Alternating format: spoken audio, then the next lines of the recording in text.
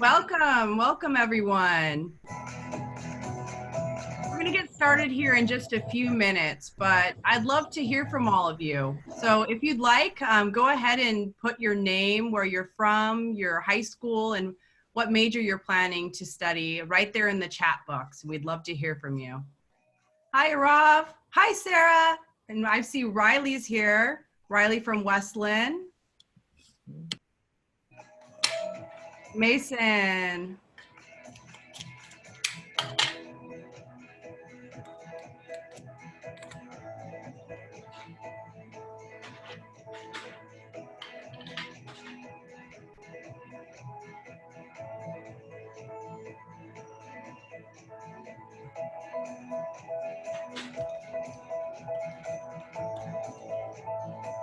Hi, Alex.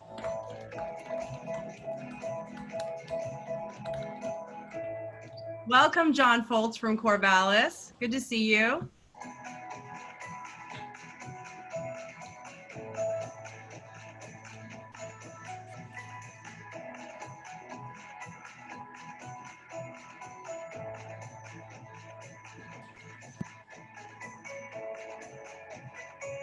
Hi, Sammy. I see Nolan. Hi, Nolan.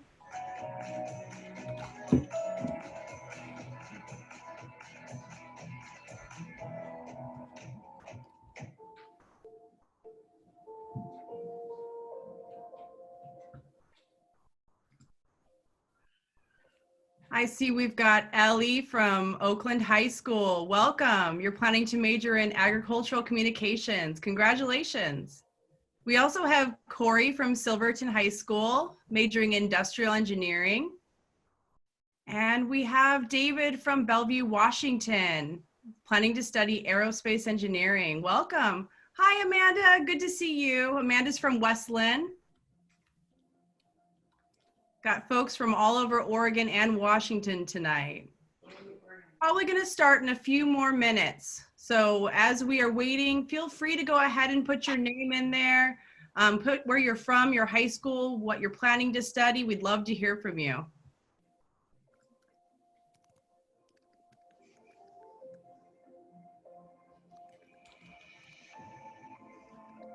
Hi, Corbin. Welcome. Hi, Caitlin. Good to see you.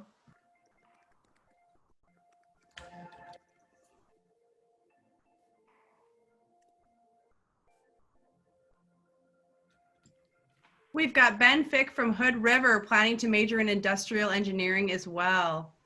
Hi, Alex. Good to see you. Okay.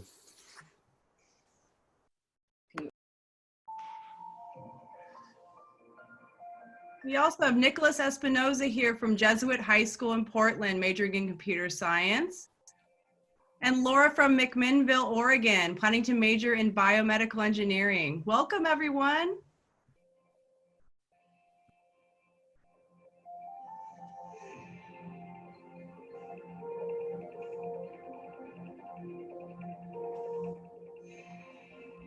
I can see that we have some parents joining us today too. Hi there, parents. I'm glad you were here to make it. You were able to make it and you're able to come and learn some more about Cal Poly as well.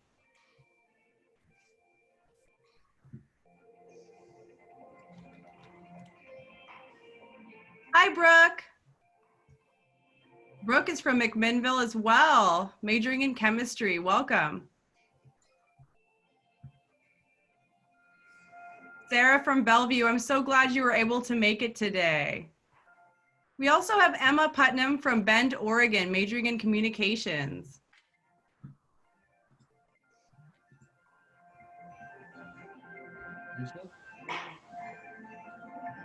Yeah.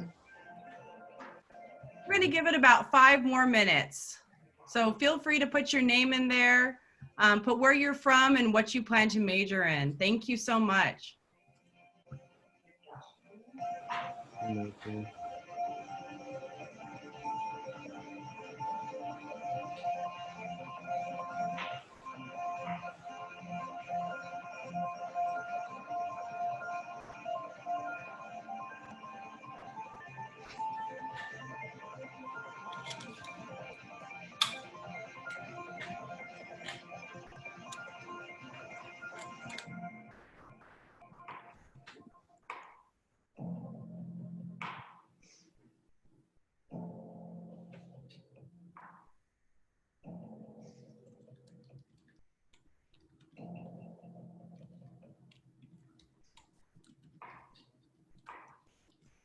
Welcome, Vivian. Vivian's from Mountainside in Beaverton, and she's planning to major in bioengineering. Sammy, it's good to see you. Sammy's from Wilson High School in Portland, and she's majoring in business.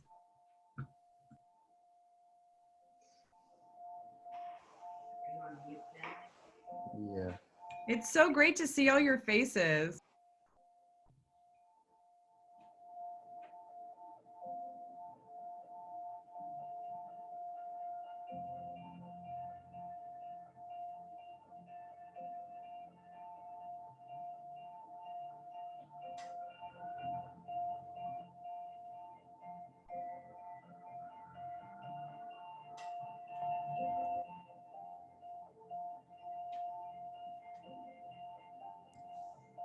Welcome, Ben.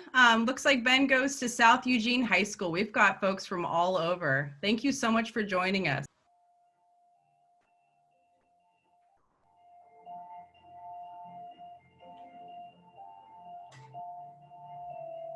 Ethan, good to see you. I live super close to you. Good to see you.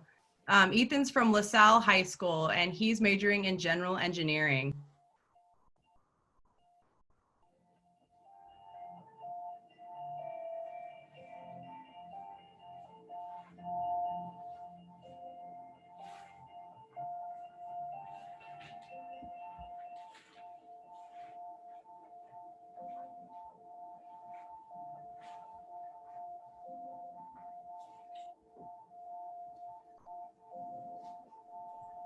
Okay, I think we are going to get started.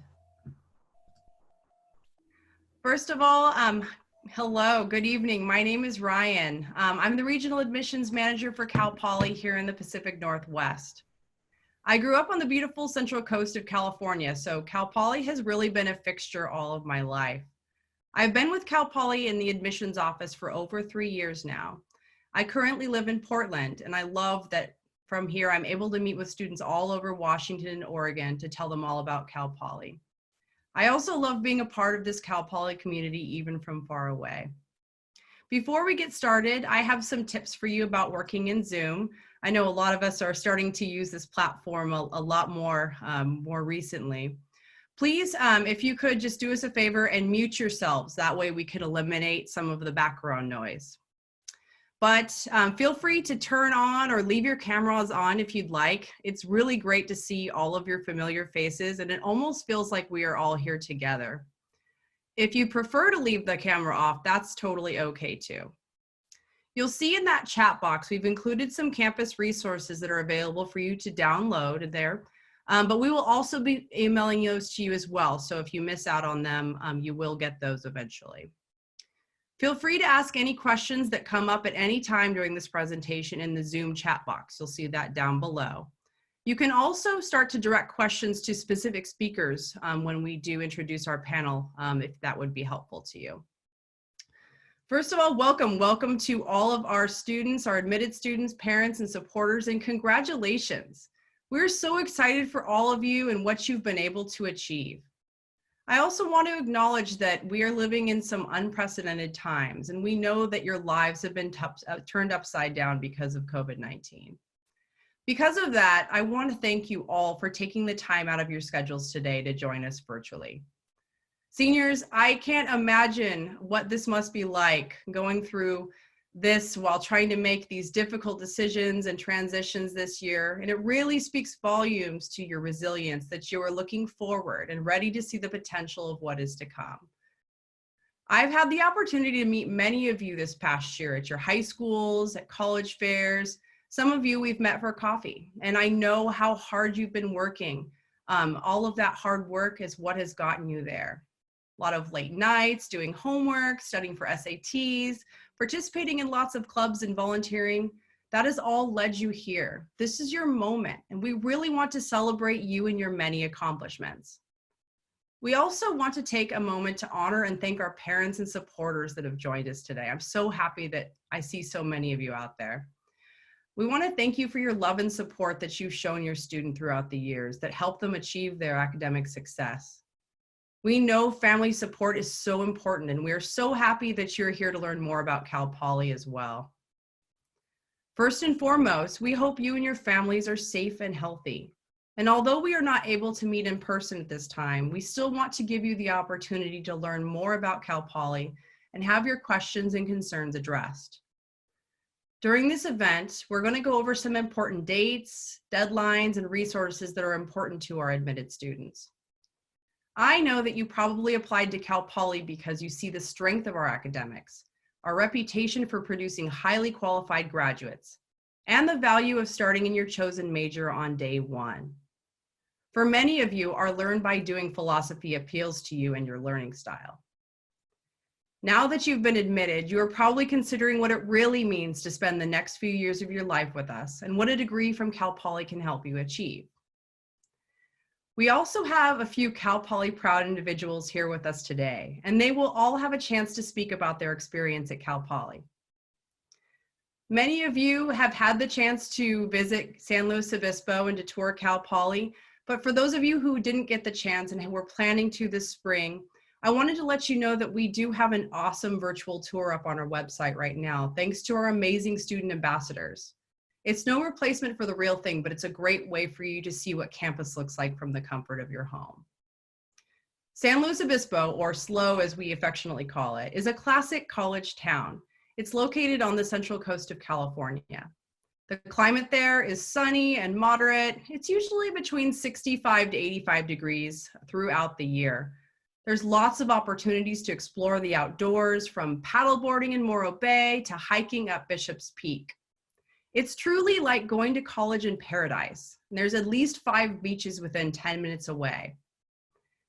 The city of San Luis Obispo has been rated as the #1 college town in America and the happiest city in the US according to Oprah, and I think you can see why.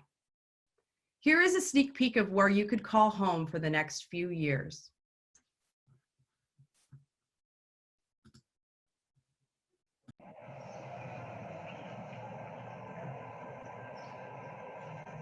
How you start each new day says a lot about you. At Cal Poly, we begin as we always have, by putting knowledge into action. We call it Learn by Doing. And for more than a century, we've made this idea the center of everything we do. We believe that experience is part of the curriculum. We don't see any difference between education and the real world. We know that it's the best way to learn and keep learning for the rest of our lives. So when we begin our day, we dive right in, head first and hands on, because we're not satisfied to sit on the sidelines of our own education. And we know that if we want to make an impact on our world tomorrow, we have to put in the work today. If at first we don't succeed, we rework, rearrange, reimagine, redesign, rethink, rebuild, and refuse to give up. Because our state, our nation, and our world need us to be ready from day one, to take what we learn by doing and use it to help build a brighter future. How you start each day says a lot about you. How you spend your day says even more about how you'll start your career and how you'll live your life. Because it's one thing to be ready one day, and it's quite another to be ready day one.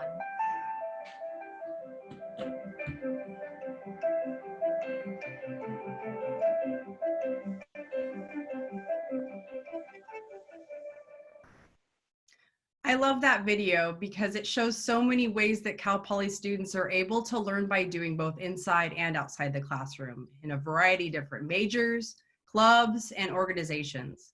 Our students are a part of a community that's creating a better future. And if you join us and become part of our Mustang family, you'll be prepared to continue that work long after you graduate.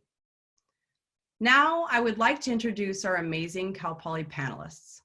Each member will give you an introduction to who they are, how they are connected to Cal Poly, and will share more with you about Cal Poly academics, student life, and important resources for newly admitted students. So our first panelist today is a current student in our computer science program. She's from the Seattle area, and her name is Zanae Aquino. Zanae, thank you so much for being here today. Feel free to share a little bit about your personal experience at Cal Poly. Yeah, for sure. Hi, Ryan. Hi, everybody.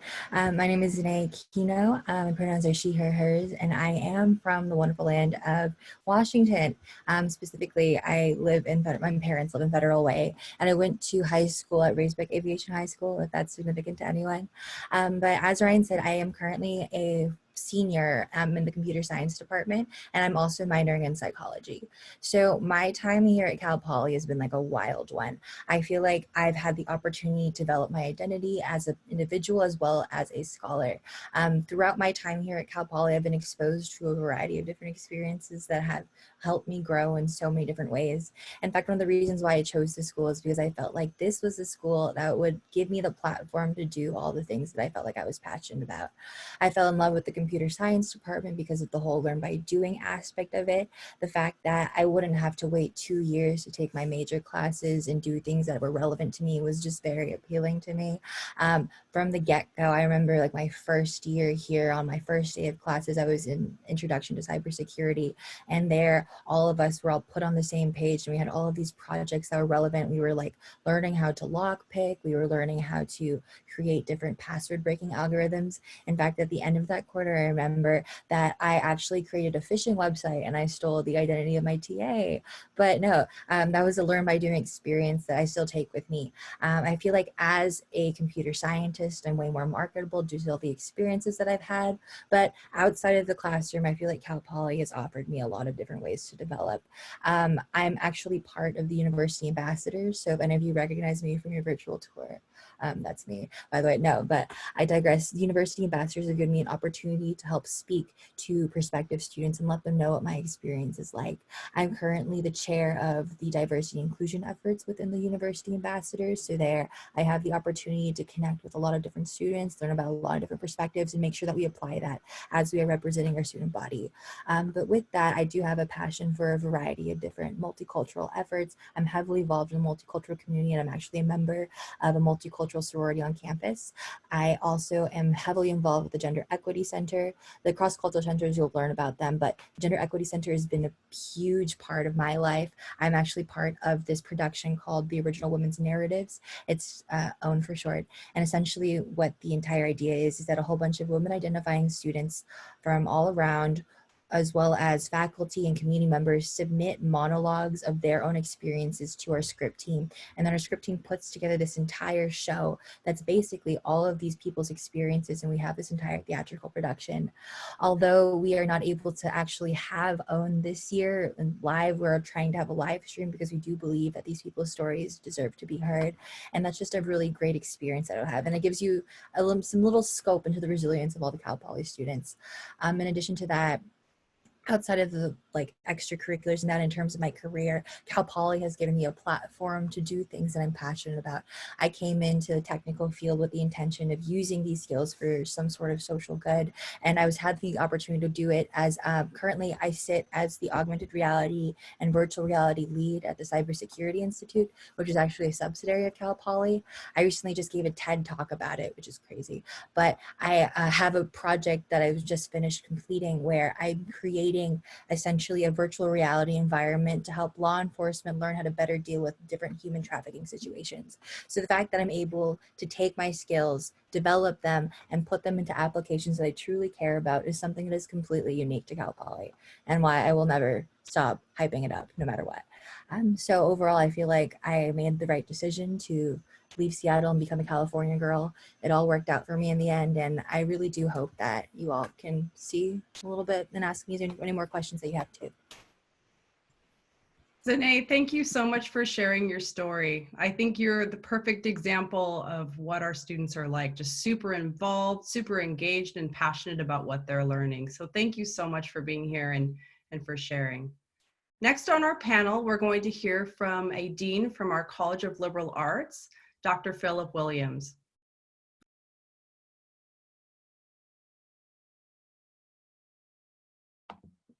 Trying to get set up here. My name is Philip Williams. As Reagan said, I'm the Dean of the College of Liberal Arts. My pronouns are he, him, his.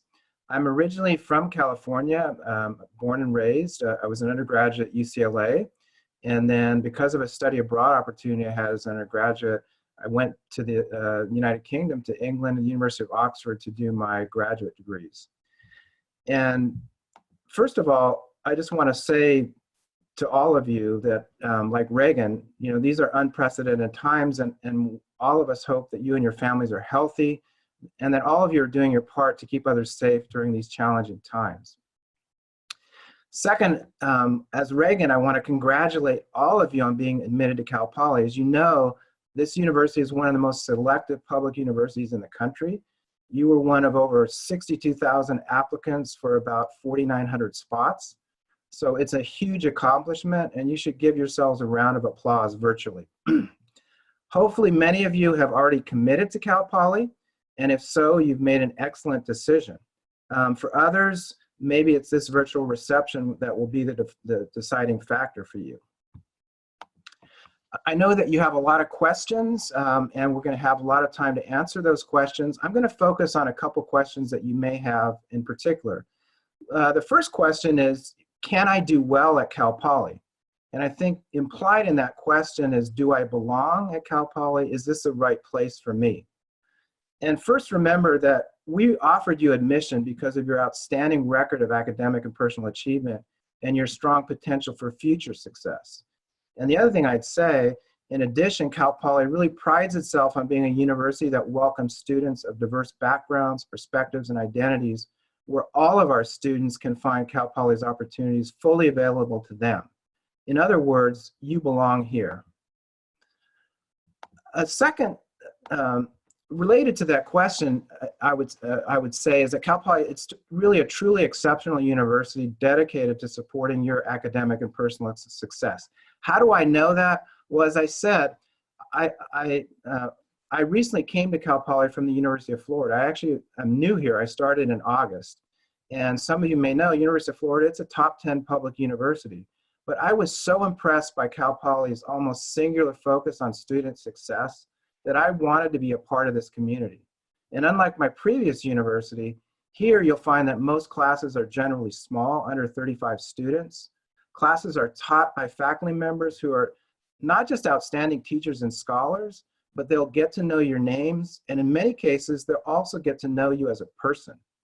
And they're supported by an amazing team of advisors and career counselors who are equally committed to your success.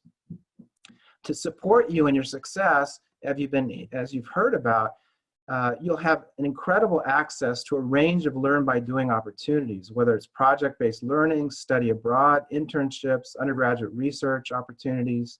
Just to give you a few examples of some of those opportunities in my own college.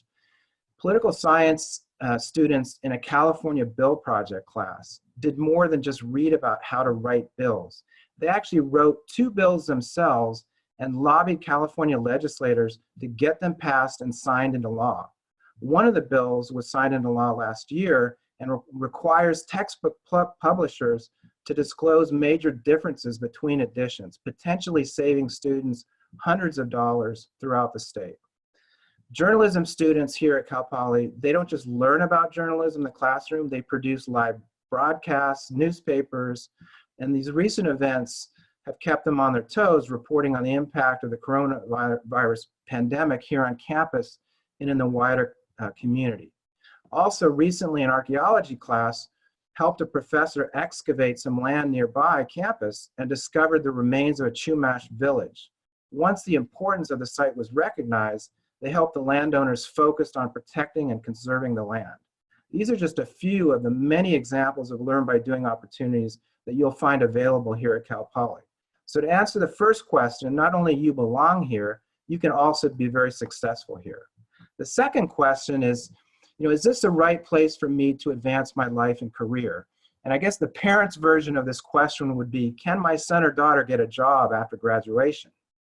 Well, the answer is yes. In addition to preparing you in your chosen major, Cal Poly also educates students for success in work and life. A Cal Poly education prepares you to think critically, creatively, and constructively about problems, to communicate effectively, both orally, visually, and in writing, to value human diversity, and have cultural competence to collaborate with an increasingly diverse and globalized workforce, to make reasoned, ethical, responsible decisions, to understand the value of interdisciplinary knowledge, and have the ability to work on teams with others from different disciplines. And finally, to be able to engage in lifelong learning. And these are the skills that employers say are as important or even more important than the discipline-specific skills that you'll learn in your particular major. So just let me close by emphasizing a few key takeaway messages. First, you do belong here and can be successful here at Cal Poly. Cal Poly and the surrounding community are wonderful places to both learn and live for the next few years of your life. All of us will support your academic and personal success. When you graduate, you will be ready on day one to excel as an employee or a graduate student and to be an outstanding citizen in the wider community and the world. And finally, we hope to see you in the fall when you will begin one of the most important, productive, and rewarding journeys of your life. Go Mustangs. Dr. Williams, thank you so much for sharing. I love that. I love that our professors are so willing to engage with students and be there to support them. I've heard so many instances of just how well we're able to build relationships between students and faculty at Cal Poly, and that's something truly unique. So thank you so much for sharing. Next on our panel today is our Vice President of Student Affairs, Keith Humphrey. Keith, welcome, and please share a little bit about your Cal Poly story. Thanks, Ryan. Good evening, everybody. It is wonderful to be with you. I'm sorry I couldn't be with you personally in Portland. I had planned to make the trip, but it is great to see so many of you connected with us on Zoom. I want to start by congratulating all of our students on their admission. It is such an amazing achievement. And congratulations also to the parents out there. I have a student that's starting high school in the fall, so I already am starting to get nervous about what 4 years from now will be like. Like Ryan said, my name is Keith Humphrey. I'm Vice President for Student Affairs. My pronouns are he, his, him.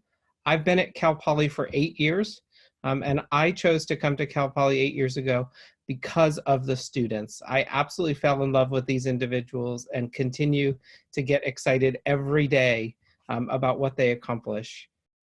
What impressed me most about them was the strength of our community and the community that they create. And you've heard some of that from Zane and from Dean Williams. It's about the connections of the faculty that is really the center of Learn by Doing. The 950 students that volunteer every year to be orientation leaders on our campus. The 50% of our students that show up and do community service and make San Luis Obispo a better place than the one that they found. And 93% of them that are working in fields directly related to their major after graduation. All of those things excite me, and there's so many more. And that's why we love working with students so closely at Cal Poly. But that word about community is really something quite interesting right now, because when we think about community, we often think about a physical place, our city, our town, or in our place, our beautiful campus. And you see some great backgrounds that all of us have up of San Luis Obispo and Cal Poly. But it's a challenging moment for us right now because our community is not physically together. And what we have found in this moment, and something that we always knew, but something that's really magnified, is the strength of our community at Cal Poly is not defined by a place, but it's defined by the people that make up Cal Poly. All of our students are coming together to keep connected in virtual ways. You heard Zane talk about some of the ideas our Gender Equity Center has. Our faculty are doing an amazing job transitioning to an online virtual learning environment. And today was our very first day of classes. Our students are finding ways to sustain the community from a distance. So in true Learn by Doing fashion, everyone is working to keep Cal Poly moving forward, no matter where they are in the world. And we're really excited to have them back together. And we hope that all of you are part of that reunion. Now, I mentioned I'm Vice President for Student Affairs, and so I wanted to tell you a little bit about what it is and how we help enrich the Cal Poly student experience.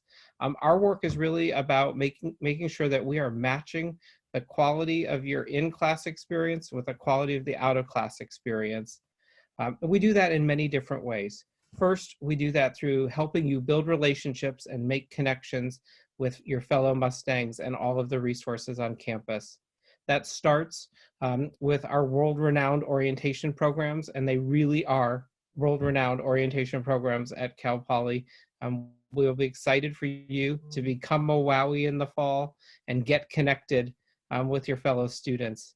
Our residence hall environment, where all of our students are required to live as first years, and some of our students the second year, are affiliated and organized by living learning communities. So you don't choose a building that you want to live in, you choose a community that you want to be a part of, whether that's affiliated with your college or major, or an area of interest like social justice or sustainability or political affiliations. There's all sorts of opportunities for students to get connected that way.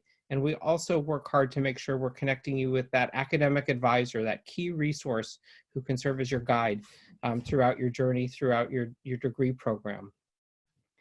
We also focus for students on making sure that you get involved outside of the classroom. And we know all of you have been involved in meaningful ways outside the classroom in high school, and we want that to continue at Cal Poly because we know that being involved makes you successful inside the classroom.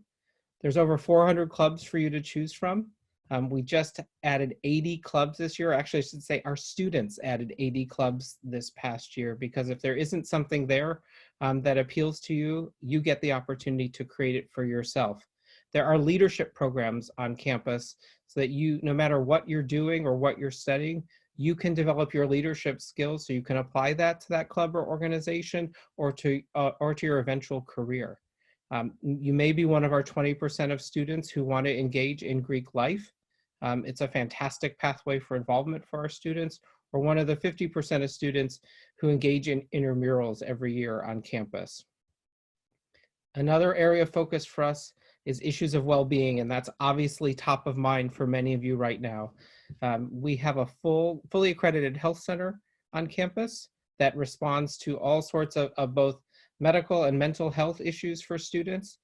We have board certified physicians, physician's assistants, registered nurses, medical assistants, pharmacists, a X-ray center, and a full lab on campus to be able to support any medical need that our students have when issues present themselves. And we also have over 20 counselors on campus for students to build relationships with, to talk through all of the things that come up in the transition to college and in the process of going to college. Some of you may find that you're going to be homesick over your first year, and that's incredibly normal.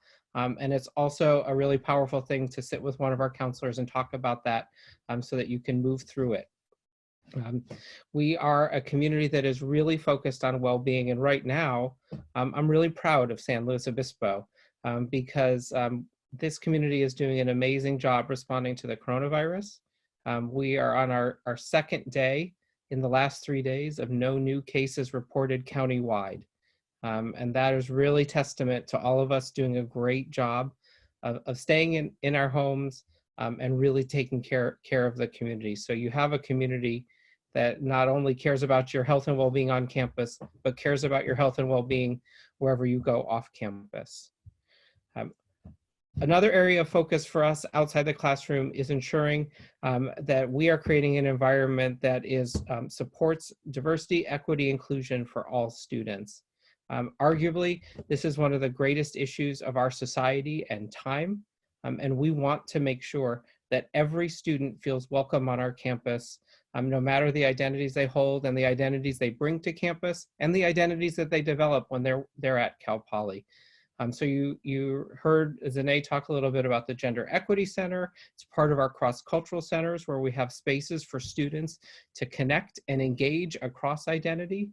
We also have programs for all of our students to explore aspects of identity and how they intersect with your learning and your degree program.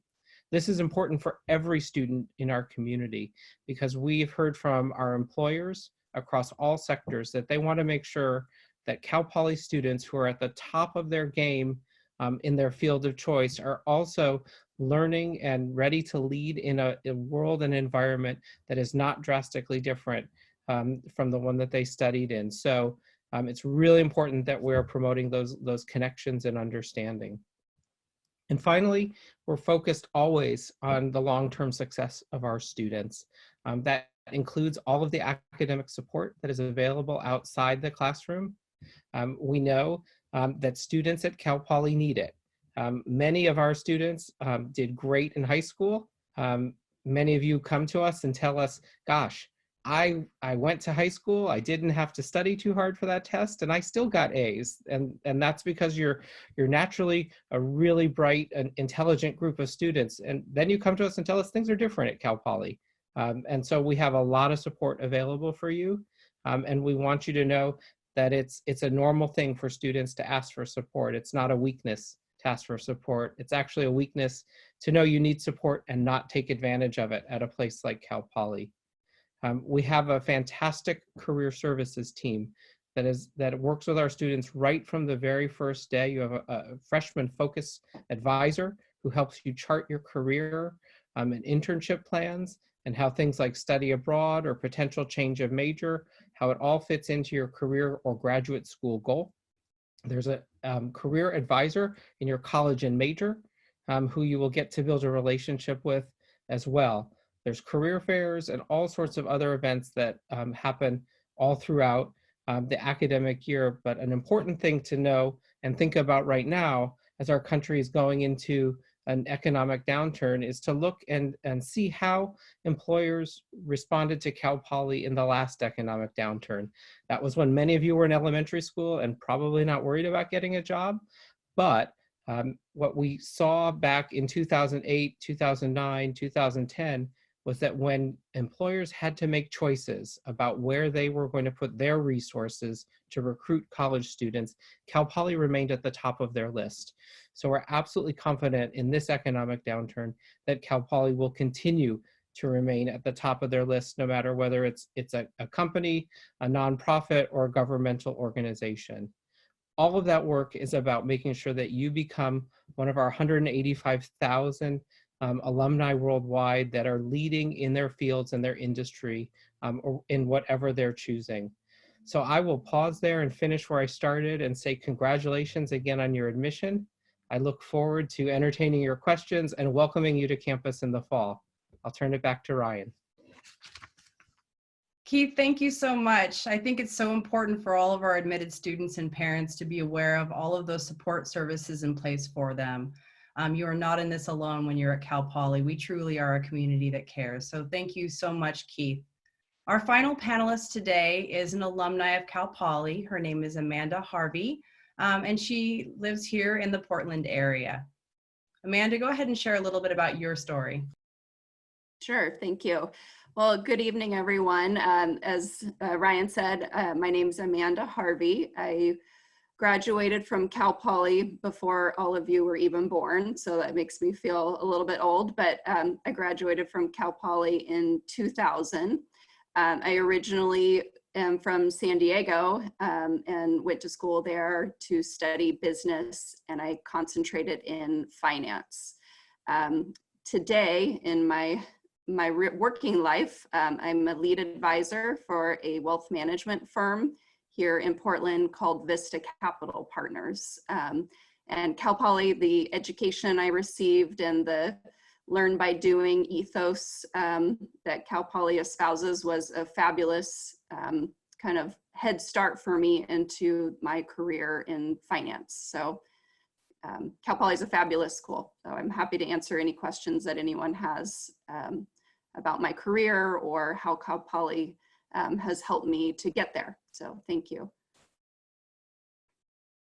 Amanda, thank you so much for sharing. And thank you so much to all of our special Cal Poly guests and panelists. Now we're going to open it up for questions and answers to our audience using the chat box. It looks like some of you have already started to ask some questions. That's great. Students and families, feel free to type in your questions, but we have some here that we are going to start with. I'm going to open these questions up to the entire panel, and whoever feels the most comfortable sharing an answer, go ahead and feel free. And if anyone wants to add, that's totally okay too. So our first question of the evening is, what is it like living in a college town like San Luis Obispo? I could take a hit at that. So living in a college town like San Luis Obispo is a very interesting time. I'm coming from living in a very like metropolitan area, that kind of thing where you would not really see people like twice. But the thing about San Luis Obispo is this place feels like a small town, even though the population doesn't like reflect that. I believe that Cal Poly is ranked again like one of the top college towns in all of America, and you feel that. You truly do feel that.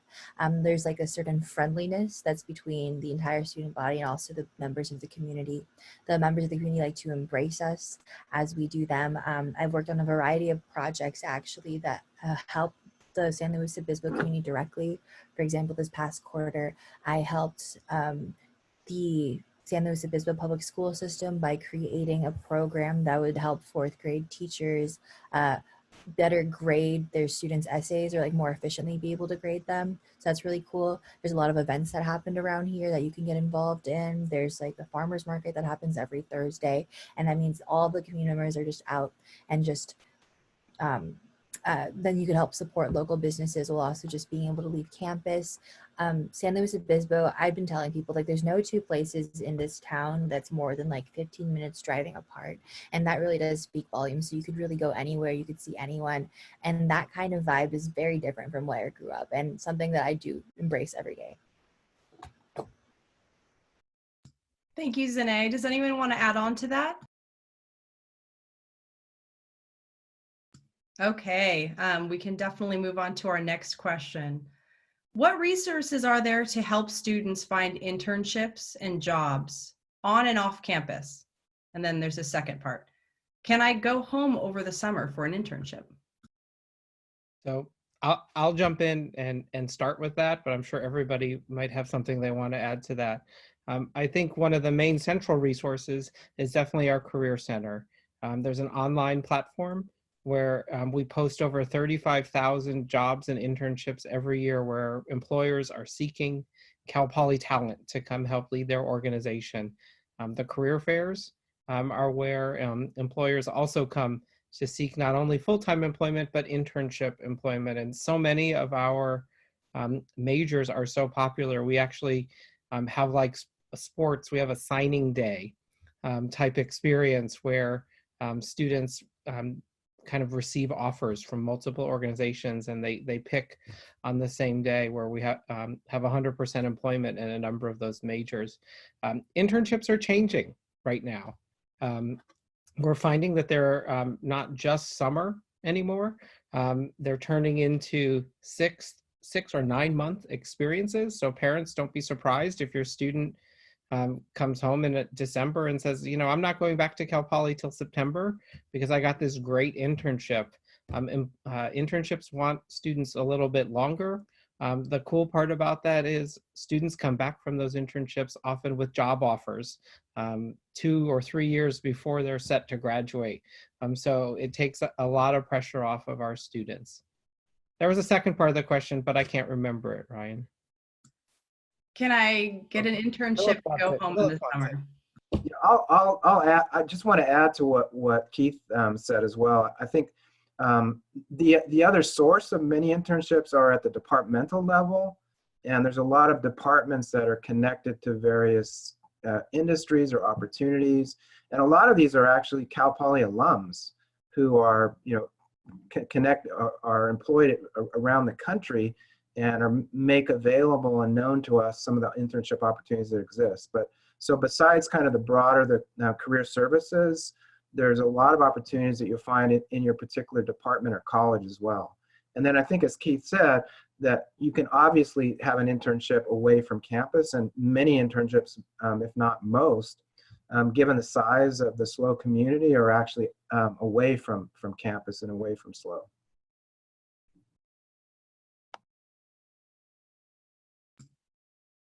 Okay, thank you so much. The next question, I think a lot of our students hear about how difficult the academics are at Cal Poly, and they see all of these different clubs and organizations that students can get involved in. This question is asking, how do I balance getting involved and doing well in my classes? I think that's a me question. So in terms of finding balance, it's like, I will admit that it's like a hard thing. But the thing about Cal Poly is that it gives you the environment in order for you to find your passions. I know a lot of people that do their best to figure out what their passions are, find that within their major, and also be able to find that within like the extracurriculars that get involved in. Like I myself, and in that case, I think that for the most part, what you end up committing yourself to, it becomes less of like a chore, and it becomes more of like a more of like a just like something like necessary for you. Like for me, like the way that my schedule is all mapped out is that I have like certain hours dedicated to just studying and doing all my homework, and then like some days I have time off where I could actually do things that I don't feel bad about, that I think will actually help further me as an individual and further me as like a professional. And that's one really awesome thing about college. It gives you the opportunity to find those intersections within your life. So in terms of finding balance, it's something that takes a process, but it is something that is very much achievable for everybody across the board. I would just add to that, I think the work-life balance is something we struggle with throughout our lives. It's a process that it's not just college. Many of you have struggled with it at high school and are trying to find that right balance. That process continues through college, and it continues well after. And I'm still trying to find the right balance right now. Thank you so much. That's so true. Our next question is asking, can I double major or minor across different colleges? So the answer is yes, but it depends. So there are some colleges that are more accommodating to double majors. There are some colleges that are less accommodating. And I think a lot of this has to do with, what all the colleges we share in common is we want to support our students' academic success. We want to help make sure our students are successful in graduating on time, and if possible within 4 years. Sometimes doing a double major, it's difficult to do that. It may take additional time. So it really kind of varies, but there are many students, and I'm sure many of the students on the call today, they come in with a lot of credits, and so there's a lot of opportunities, whether it's double majoring or certainly, you can also look at minor opportunities. There's sometimes students have multiple minors, and I'm sure Zane could actually address this herself. So there double major, that's a possibility. It's not always possible depending on the particular major or college, but many of our students do that. But also keep in mind that there's a lot of opportunities to do minors as well. Yeah, adding on to that, I actually do have a minor in a separate college. So I'm a computer science major within the College of Engineering, but I have a minor in psychology within the College of Liberal Arts. The way that came about was that I found myself taking my general education courses and finding like an affinity for the psychology courses. And because I'm at the prerequisites already, I was able to sign up for those in addition to my major classes. So it was always just an additional kind of thing. So in terms of achieving like minors and major and or a separate major, it's also about like the amount of time and whether or not you want to like commit yourself to all of this class given a certain quarter, if that's what you need. But again, I think it's easy if you have a drive and a passion for it. Thank you. I have an addition to this question I want to add here, and specifically maybe Amanda can address this. How do you decide on a concentration for those majors that do offer those?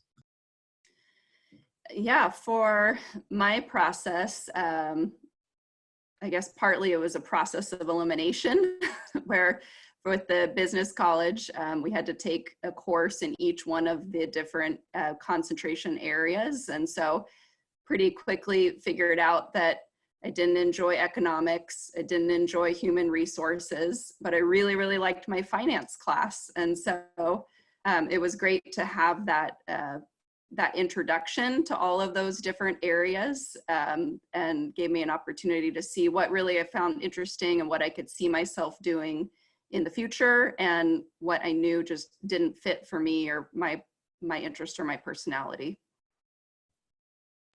Thank you so much. Next, we have a question that we get quite a bit, given that our freshman students are not bringing their cars onto campus. So what is transportation like on and off campus, and how can I get home? So, when you're a first year on campus, you aren't allowed to have a car, but that does not compromise your ability to go around the entire general San Luis Obispo area. So you get a poly card your first year. That's like also how you'll be able to access your meal plan. But in addition to that, a poly card is actually a pass to all of the public transportation within San Luis Obispo County. So there's like 2 bus stops, I believe, that are on campus. And with that, you have the opportunity to go downtown. You could also go to the beaches. You could go to all these different areas around. You could go to Target too if you wanted to.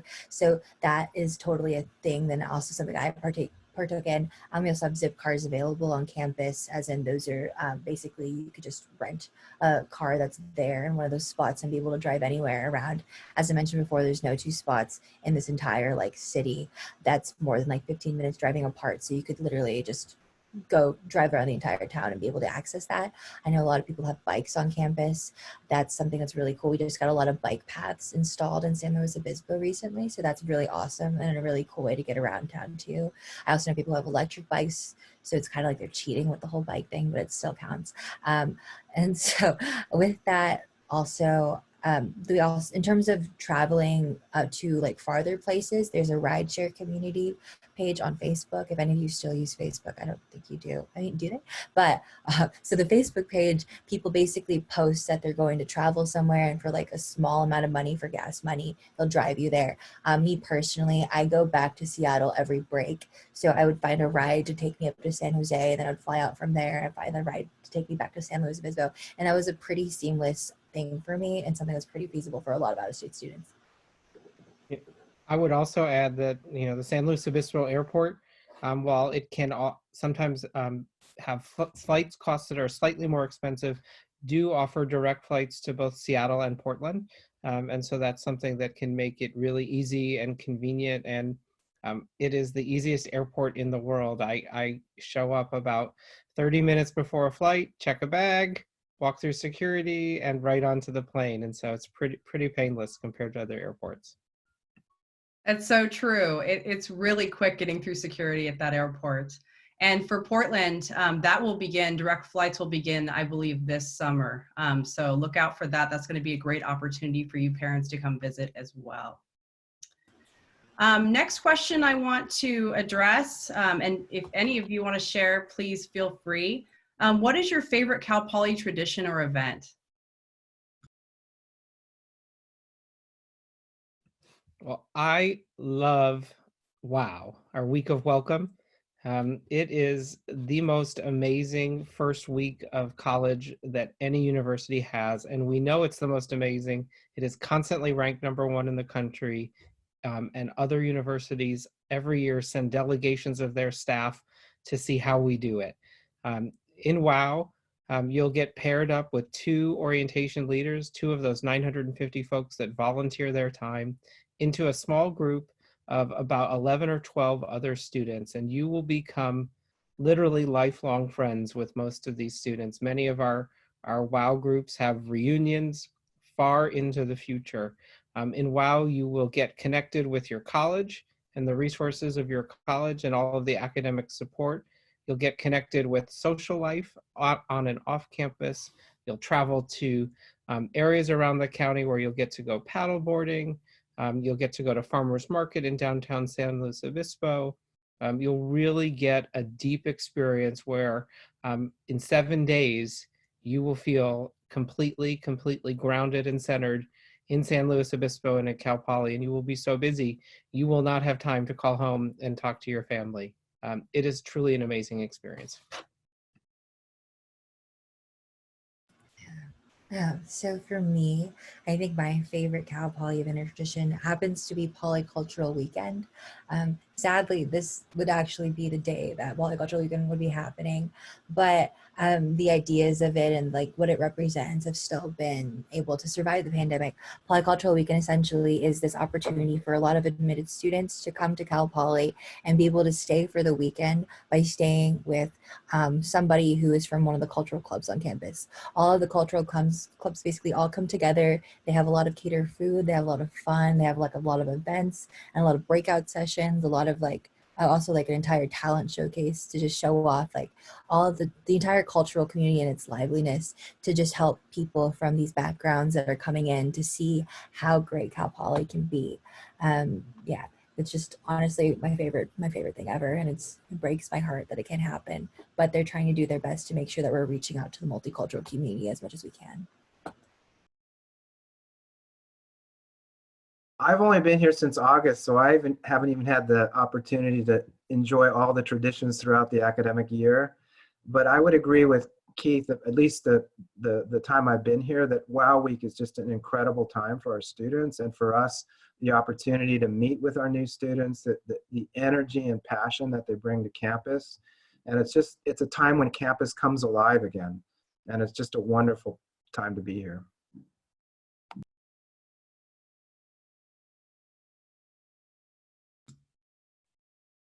I guess it's my turn last.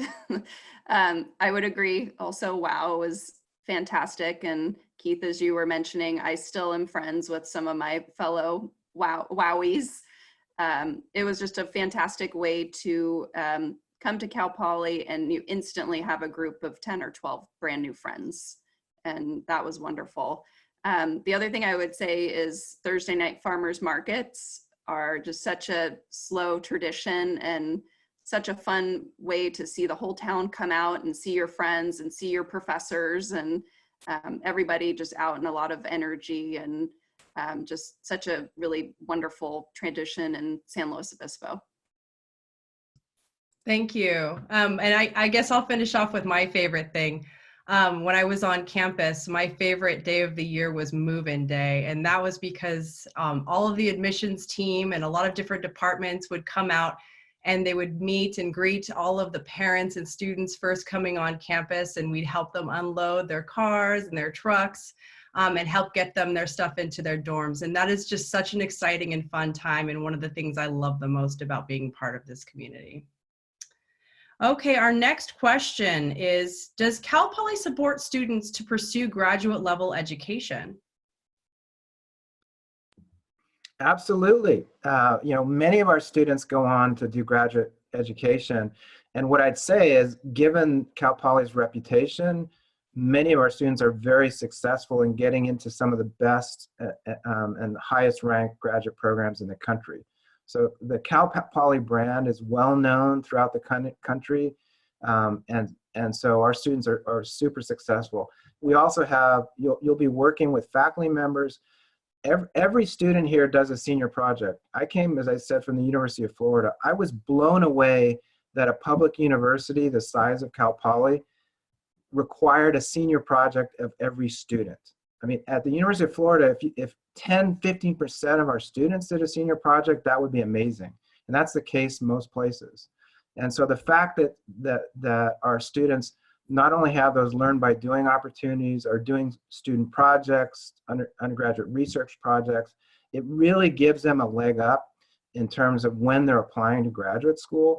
And so our students have tremendous success, not just those who go on directly to careers, but getting into the best graduate programs and professional schools throughout the country. Thank you so much. Next is, what is housing at Cal Poly like? And how do I find roommates?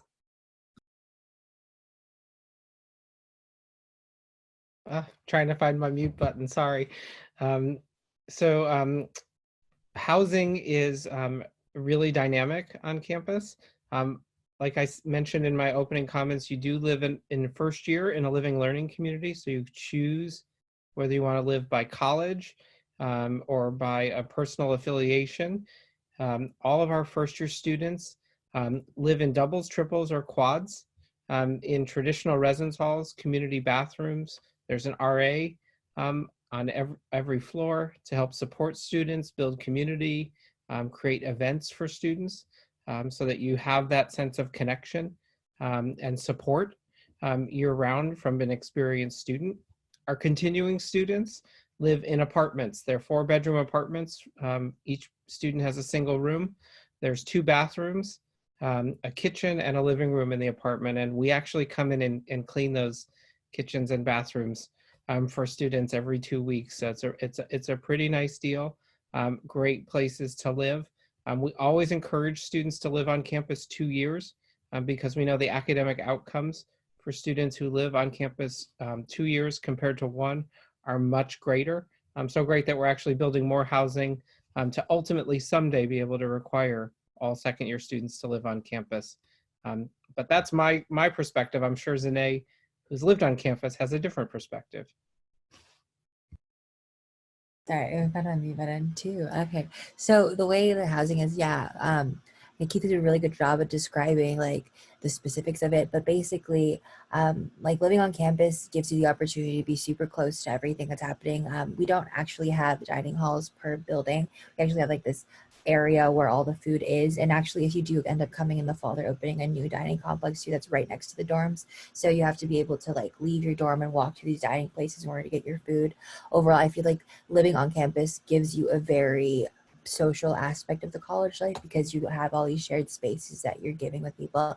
I lived in the leadership dorms, which was my learning community at the time. So instead of living in the College of Engineering, I was with these people who happened up being like primarily business majors. I was able to connect with them. I was able to network them. And they also have like been able to supplement me to this day. So that's a really great opportunity just living on campus in general. Great, thank you so much. I love that our campus is really committed to providing those support systems built into the housing as well. Our next question is asking about study abroad. Can I study abroad? What's that like at Cal Poly? So yes, you can study abroad, but unfortunately not now. And we hope that that's going to change soon.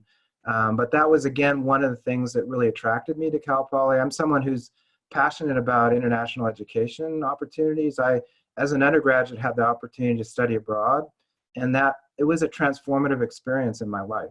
And eventually I went back to the UK to do my graduate work, and it set me on a path of a very international career in my own case. And Cal Poly is exceptional that over 25% of our students before they graduate actually study abroad, which for a public university is just outstanding. And so there's many Cal Poly international programs that are directed by our own faculty. And then there's a host of other opportunities that are open to our students as well throughout the world. And we also have alternative spring break programs, some of which are international and shorter term programs run through I think it's called the Center, Keith, for Social Action. Center for Service and Action. Service and Action, sorry. And they're very service-oriented programs, not only in the United States, but increasingly they're becoming internationally focused, both during spring break and also during the summer. So there's tremendous amount of opportunities, and it's not just in the summer, but we also offer a lot of quarter-long programs throughout the academic year, and students are able to do other kinds of study abroad programs. We have exchange programs between Cal Poly and other universities around the world. So there's tons of opportunities for that and a lot of support. Thank you. I love that you can choose to study abroad for a week or a year. There's a lot of great different opportunities there. Our next question is, what is Cal Poly doing to increase diversity and inclusion efforts to help all students feel welcome? I think Zane or Keith. Yeah, I could hit it first. So what Cal Poly is doing right now is we are currently in the process of, we just finished recognizing the problem, now we're acting on it.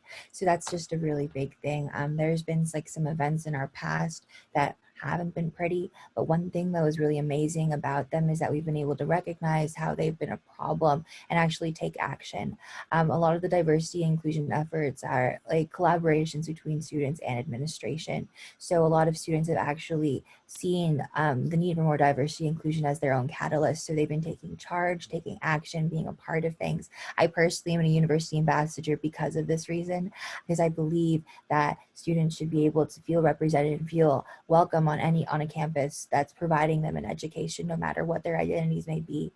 Because of that, there's been a variety of programs that have been put in place within the Greek life itself. For example, all Greek houses are required to have a diversity and inclusion chair as a member of their chapter. So they all have to come to these meetings that are held by the fraternity and sorority life office to make sure that they're all on the same page of that. We have a variety of different people who come to our campus in order to not only collaborate with faculty, but also speak to the student body and speak to the entire Cal Poly community. This past quarter, we had Spike Lee, the director, also Angela Davis, like the renowned, amazing, wonderful woman that she is. So all of these people come to Cal Poly with the intention of making it better. Overall, Cal Poly is on the path of becoming even better in terms of diversity inclusion. I think Keith put into like really great words earlier, like this is a problem that's facing our society overall. And the way that Cal Poly has been dealing with it is something that I'm proud of. You know, I'm really proud of it too. I think Zane says it really well, but I think many places would focus diversity in the work of the cross-cultural centers or in the work of a diversity office. And what we believe at Cal Poly is that this work must be core to every single function that exists on campus, in the classroom, in Greek life, in our clubs and organizations, in student government, in our housing, in our dining. So we're not where we want to be. I don't think anybody can say they are where they want to be on this journey. But I absolutely believe that the commitment at Cal Poly is tangible, it is real, and it is very sincere. And I'm really excited to see where we go, because I think we're on the road to great things. Yeah, I would just reinforce what Keith said, that it really is a priority that's happening across campus in every unit on campus. And in the colleges, there's a strong commitment across the colleges. All of our colleges have an associate dean who's part of their portfolio, or their entire portfolio is focused on diversity and inclusion. And that means working with our departments, working with our faculty. We have a Center for Teaching and Learning and Technology that provides a course called the TIDES course, which is Teaching Inclusion and Diversity Everywhere.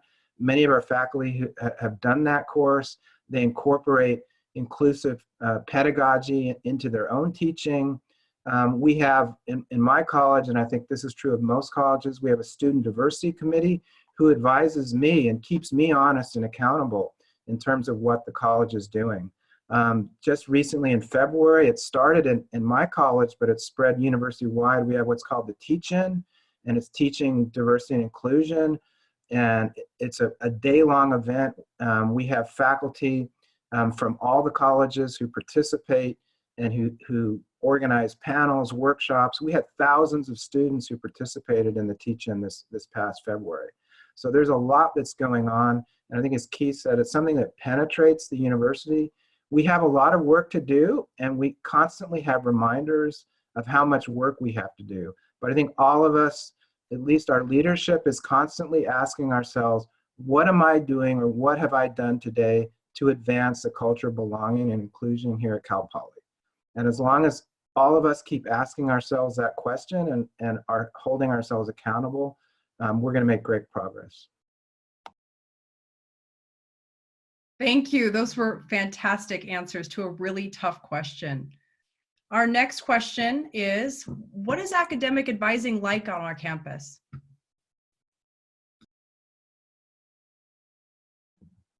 So academic advising, the first year is we have the Mustang Success Center, which focuses on first-year advising for first-year students. Beyond that, most of the academic advising happens in the colleges and at the departmental level. And so all of the colleges have an advising team that is open to all majors in the college. And then a lot of advising happens really in departments, particularly after the first year when students settle into their majors. Then they're getting advising from faculty who have service responsibilities, a chair or associate chair in that department. But a lot of it's advising that they get one-on-one from a faculty member, a professor that they have as well. So it's really, there's support across the university in terms of advising, particularly in year one. And that continues as, we talked about career services, that's something that's available throughout students' time here. But increasingly then, as students settle into their majors, it moves more into the college and the departments. Thank you. I'm going to add on to that question as well. For your first year on campus, how are you scheduled into your classes? I can take that. For our first year, we do something that we call block scheduling for all of our students. And so that is where we take in all of the information that we know about students, performance in high school courses, completion of high school courses, AP and IB credit, maybe some dual enrollment information from a community college. And we create a schedule for you based on your college and major. And that you'll get that 3 times a year for all 3 quarters. And it is a really strong foundation for students to be on a path to a timely graduation. It's something that students can change if they want. We see many, many first-year students try to switch out of that 8 a.m. class, but they're usually not very successful because 8 a.m. classes are part of a first-year student's life. But we really make sure that you're getting both the gen eds and the courses in your major that you need right from the very beginning. And after that first year, is it tough to get classes? What does Cal Poly do to ensure that students are getting into the classes that they need? It really, again, it depends on the major, it depends on the particular area of general education, and it varies, again, from one quarter to another. But our advisors work closely with students to help them get in the classes, particularly the classes that are required for the major and the gen ed requirements that are required for graduation. And we're constantly, the deans in the colleges, we're looking at enrollments, we're adding sections of courses. I mean, we were a little bit worried about the spring quarter in terms of enrollments, but we're finding that students are actually enrolling in more courses than normal. And so, we've added multiple sections of some gen ed courses to accommodate that demand. So, we had 100 students on a wait list for a philosophy class, a general education philosophy class. We opened up 3 new sections to accommodate those students. We had a faculty member teaching general psychology, another general education course, who had 90 students on the wait list and said, I'm going to take them all in. And so, we put a priority on graduating seniors, and we make sure that's sort of where we start with a priority, to make sure our graduating seniors can get into the classes that they need to graduate. And then then we look at those kind of bottleneck courses, which are some of the gen ed courses, and sometimes are adding new sections of the course to accommodate student demand. Thank you so much. Our next question is Cal Poly a destination for employers? Are they seeking out our graduates? Oh, are they ever? They always are. And we see it in so many ways. The career fairs, we're constantly expanding and growing because more and more employers want to seek us out. Our interview rooms are packed year-round. And many companies are choosing to focus their efforts on fewer universities these days. An example, about 5 years ago, Oracle, a major organization up in the Bay Area, narrowed its focus to 10 universities only to recruit its talent. And Cal Poly was one of those 10 universities, and we were in the company of universities that we like to be in, like Stanford and MIT and other places that are filled with high achieving students. Oracle came in the first year seeking 25 of our students. They fell in love with our students so much, they hired 42 of them. They've been back every year since, always exceeding their hiring targets. And what I think is interesting and most exciting is that about 70% of their hires were non-technical majors, students from the liberal arts and not necessarily from a background like Zanae's, like we should think like computer science, because all of those organizations also need folks who are in the non-technical fields, and our students because they've been able to learn and grow and collaborate in an environment with many technical majors, are able to communicate and lead across a wide variety of disciplines. And that's one of the things that stands out for Oracle. Thank you so much. Is there a pre-med track at Cal Poly? And what are the resources like for students who are looking at pre-health careers?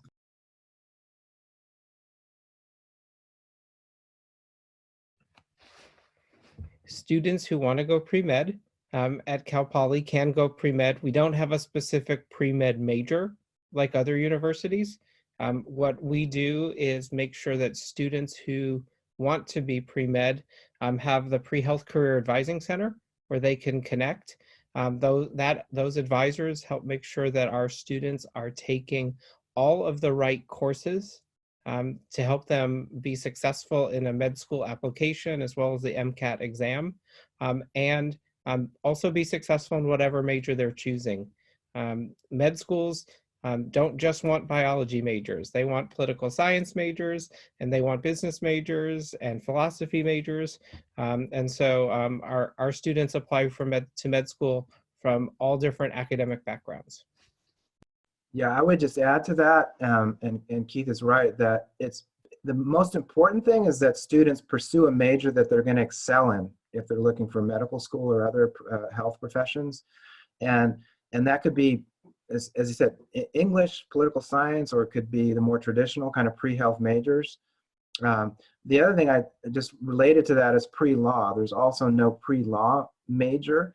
There's, again, lots of different majors. If you're great at chemistry and will excel in chemistry but want to be a lawyer, then do that.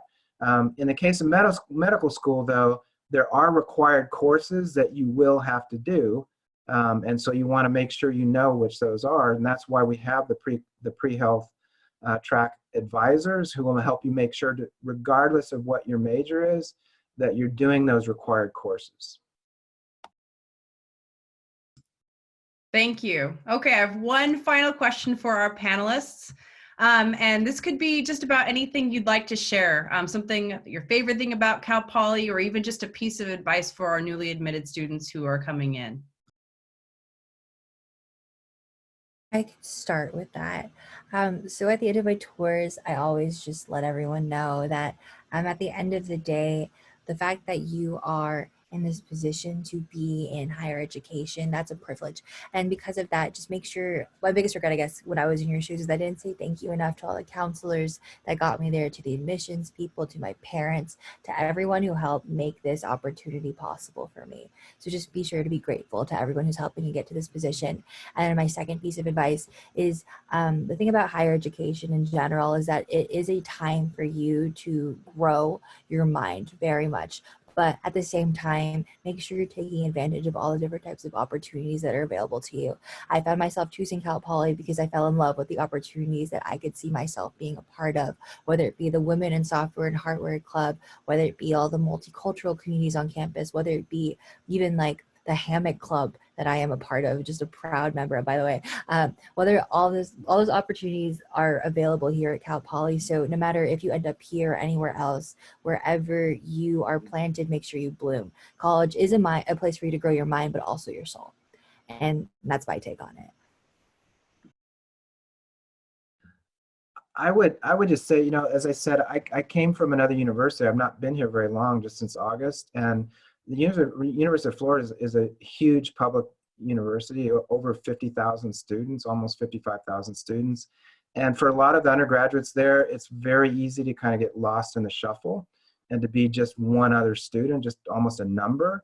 But here, despite the fact that we have almost 20,000 undergraduates, you can't get lost in the shuffle here at Cal Poly. I mean, it's amazing the kind of family environment and community here, and the contact and relationships that students are able to build with faculty.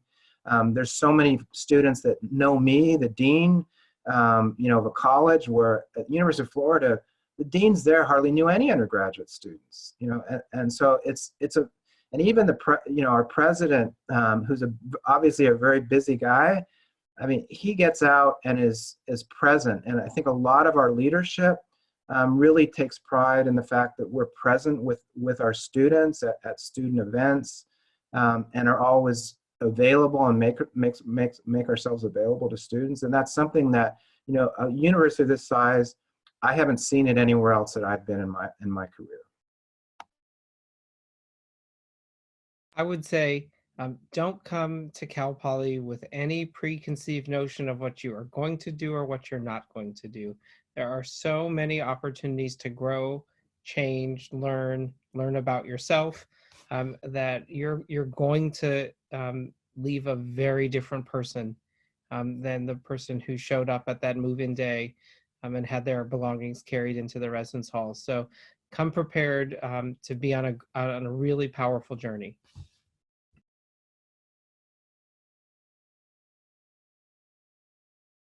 Amanda, would you like to share? Oh, yeah, sorry, I was not getting my mute off. Yeah, I guess my parting words would be that the main reason that I'm here today is because I truly consider going to Cal Poly to be one of the best decisions that I've ever made. Both from the experience that I had when I was there, which was fantastic, to the lifelong friends that I've made. I'm still wonderful friends with my freshman roommate from Cal Poly. And just how much it's helped me through my career. And it just was such a great choice. And so I encourage all of you to do the same because it will serve you well.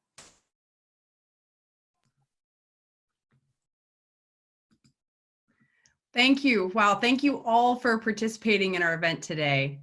I'm just so energized by all of your enthusiasm and resilience. We are so happy that you were able to join us to learn more about our campus, academics, and student life. We hope you are all excited and ready to join our Cal Poly Mustang family. Moving forward, please remember to keep checking your Cal Poly portal and your student checklist regularly. Some important dates and deadlines I want to remind you of. You must accept or decline your offer of admission by the national deadline of May 1st. You can do this directly from your Cal Poly portal, so it's super easy. And remember, there's no deposit required for you to accept your offer of admission, and I do hope that you will join us. The housing and orientation registration deadlines are May 7th. And speaking of orientation, the slow day options are during July and early August, but if you feel like the September session would fit your needs better, make sure and contact the orientation office so that they can see if there's a spot available there. A lot of our out-of-state students do tend to choose that option. New student move-in is September 11th and 12th with that famous WOW week from September 13th to the 20th, just following that. And finally, our first day of classes begin on September 17th. As we start to wrap up this event, please remember to download any of the resources that you've kind of seen in our chat feature if you'd like to. And remember, we are also going to be emailing those if you'd prefer to get those later. Feel free to reach out and contact us if any questions didn't get answered or if you didn't happen to see those answers. You'll also see here my contact information. Please feel free to reach out to me at any time. I'm free and accessible to you. If there's anything that I can do to help you make this decision, I'm more than happy to do it. Again, thank you so much for joining us and congratulations on all of your accomplishments. Please take care and I hope you will decide to join our Mustang family.